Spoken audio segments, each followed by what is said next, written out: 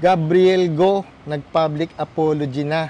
Yun na nga ba yung sinasabi ko eh. Kasi boss, wala minsan sa lugar yung mga paninita mo. Nandun na tayo, ginagawa mo yung trabaho mo. Pero mas maganda kung yung trabaho mo may respeto. Pati ba naman yung pulis na sinisita mo, nagsosorry na lahat eh.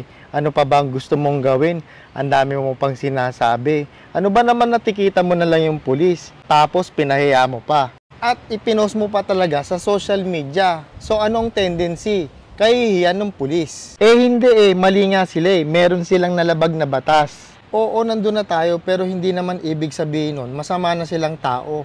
Minsan talaga ang tao nagkakamali. Sa totoo lang, mas mataas yung naging respeto ko dun sa pulis. Sa kabila ng pagiging kapitan niya, nagawa niya pa rin magpakumbaba. Dapat sir, ikaw ang maging magandang ehemplo na makakasama mo. Kasi kung hindi mo titigilan yung mga ganyang mga ginagawa mo, ang magiging katwiran ng mga yan, boss ko nga eh, ganyan eh.